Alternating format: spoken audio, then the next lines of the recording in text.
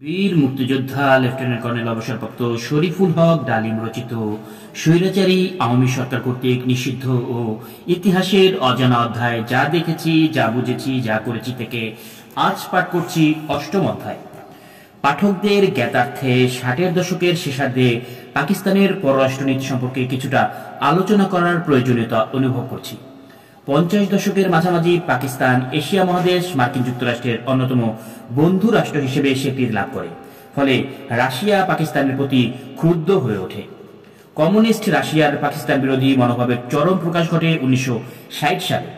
সে বছর পেশোয়ারে অবস্থিত মার্কিন বিমান ঘাঁটি থেকে Y-2 বিমান উড্ডয়নের ঘটনার পরিপ্রেক্ষিতে ক্রুশচেক পাকিস্তানকে রকেট আক্রমণের হুমকি দেয়। পরবর্তী পর্যায়ে প্রেসিডেন্ট আইয়ুব খানের শাসনকালে পাকিস্তানের পররাষ্ট্রনীতির ক্ষেত্রে দ্বিপাক্ষিকতাকে প্রাধান্য দেওয়ার ফলে আমেরিকার সাথে বিশেষ বন্ধুত্বপূর্ণ সম্পর্ক বজিয়ে রাখার পরেও গণচীন এবং সোভিয়েত রাশিয়ার সাথে পাকিস্তান সম্পর্কের উন্নতি ঘটাতে সক্ষম হয়। ফলে রাশিয়া ও চীন উভয় দেশ থেকেই পাকিস্তান প্রযুক্তি ও অর্থনৈতিক সাহায্য লাভ করতে সক্ষম হয়। ১৯৬৯ সালে ইয়াহিয়ার ক্ষমতা দখলের পর অভ্যন্তরীণ সার্বিক অবস্থার অবনতি বিশ্ব পরিসরে পাকিস্তানের ভাবমূর্তি খর্ব করে। ইয়াহিয়া সরকার ছিল মূলত পররাষ্ট্র নীতিহীন সরকার। এই সরকারের কোনো পররাষ্ট্রমন্ত্রী ছিল না। জেনারেল পীরজাদা এবং জাতীয় নিরাপত্তা কমিটির সদস্য সচিব জেনারেল ওমর, এই দুইজনই ছিলেন পররাষ্ট্র নীতি নির্ধারক। এই দুই জেনারেলের একজনেরও বৈদেশিক নীতি, আন্তর্জাতিক রাজনৈতিক কার্যক্রম ও কূটনৈতিক কার্যপ্রণালী সম্পর্কে কোনো জ্ঞান কিংবা অভিজ্ঞতা কোনোটাই ছিল না। তবুও গায়ের জোরে তারা একজন নিজেকে হেনরি কিসিঞ্জারের মতো কূটনৈতিক বিশারদ ভাবতেন।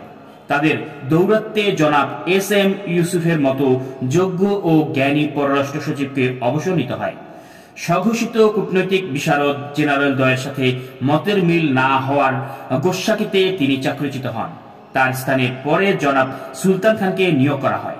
যদিও অভ্যন্তরীণ রাজনৈতিক জটিল পরিস্থিতি মোকাবেলা করতে গিয়ে প্রেসিডেন্ট ইয়াহিয়া পররাষ্ট্রনীতির প্রতি নজর দেওয়ার সময় করে উঠতে পারছিলেন না, তবুও সেই সময় পাকিস্তানের কূটনৈতিক ক্ষেত্রে কয়েকটি বিশেষ গুরুত্বপূর্ণ ঘটনা ঘটে। ঘটনাগুলো পাকিস্তানের পররাষ্ট্রনীতিকে গতিশীল করে তোলে। ১৯৬৯ সালের আগস্ট মাসে আমেরিকার প্রেসিডেন্ট জনাব নিক্সন ২২ ঘন্টার রাষ্ট্রীয় সফরে পাকিস্তান আসেন। সফরকালে তিনি জেনারেল ইয়াহিয়া খানকে পাকিস্তান চীন সম্পর্কের উন্নয়নের জন্য ব্যক্তিগত উদ্যোগ গ্রহণ করার জন্য অনুরোধ করেন। পরবর্তীতে জনাব নিক্সন পাকিস্তানকে বিশেষ বন্ধুরাষ্ট্র হিসেবে প্রয়োজনীয় সামরিক ও বেসামরিক সর্বাত্মক সাহায্যের প্রতিশ্রুতি দেন। ইয়াহিয়া খান সানন্দে এ দায়িত্ব গ্রহণ করেন ও পরবর্তী পর্যায়ে মার্কিন চীন সম্পর্ক স্বাভাবিককরণের ক্ষেত্রে গুরুত্বপূর্ণ ভূমিকা রাখে। এতে পাকিস্তান আমেরিকার সম্পর্ক আরও জোরদার হয়। চীনও ইয়াহিয়া খানের ব্যক্তিগত উদ্যোগের প্রশংসা করে। নিক্সনের পাকিস্তান সফরের পর president Yahya Khan Islamic summit কনফারেন্সে যোগদানের জন্য রাবাত যান। সেটাই ছিল তার প্রথম বিদেশ সফর। ভারতীয় সরকার ওই অধিবেশনে যোগদানের জন্য একজন মুসলমান মন্ত্রীর নেতৃত্বে একটি প্রতিনিধি দল প্রেরণ করে, কিন্তু ভারতীয় প্রতিনিধি দলকে রাবাত কনফারেন্সে যোগদান করতে না দেওয়ায় হলে বাধ্য হয়ে প্রতিনিধি দলটি দেশে ফিরে আসতে বাধ্য হয়। ভারতীয় প্রতিনিধি দলের ব্যর্থতায় পাকিস্তানের জনগণ খুশি হয়। ফলে প্রেসিডেন্ট ইয়াহিয়া তার প্রথম বিদেশ সফর শেষে বীরের বেশে সদর্পে দেশে ফেরেন। ভারতীয় প্রতিনিধি দলের ব্যর্থতার জন্য জনগণ ইয়াহিয়া খানকে অভিনন্দন জানান। এরপর প্রেসিডেন্ট ইয়াহিয়া খান যান ইরান সফরে। প্রেসিডেন্ট নিজে ছিলেন শিয়া সম্প্রদায়ভুক্ত। শুধু তাই নয়, এর উত্তরসূরিরা এসেছিলেন ইরান থেকে। তাই ইরানের শাহ এর সাথে জনাব ইয়াহিয়া খান এক গভীর সম্পর্ক গড়ে তুলতে সক্ষম হন।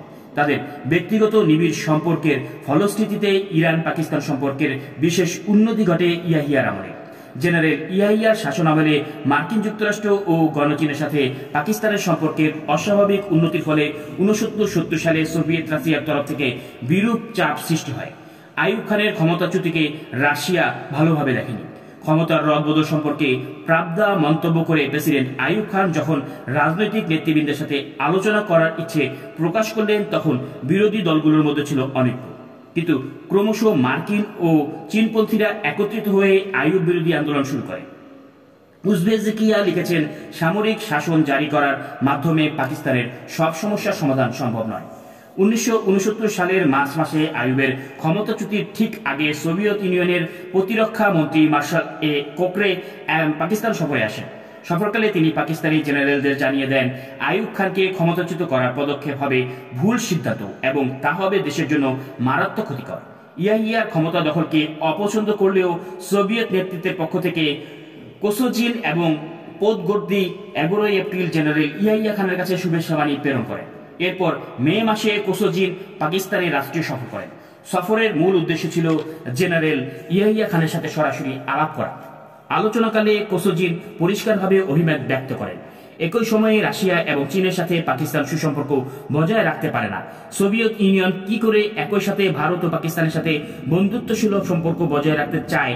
জবাবে ইয়াহিয়া খান কোসোজিনকে প্রশ্ন করেন, একটি সুপার পাওয়ারের পক্ষে যা করা সম্ভব পাকিস্তানের মতো একটি ছোট্ট দেশের পক্ষে তা করা সম্ভব নয়। উত্তরে কোসোজিন পরিষ্কার ভাষায় বলেন। তার এই বক্তব্য থেকে পাকিস্তানের প্রতি রাশিয়ার মনোভাব পরিষ্কার হয়ে যায়।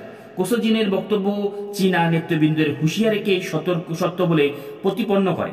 তারা প্রেসিডেন্ট আইয়ুব এবং পরে ইয়াহিয়া খানকে পূর্বেই রাশিয়ার বন্ধুত্বের আন্তরিকতা সম্পর্কে হুঁশিয়ার করে দিয়েছিলেন। কোসোজিনের সফরের পর প্রেসিডেন্ট ইয়াহিয়া খান এক মহাসংকটে পতিত হন।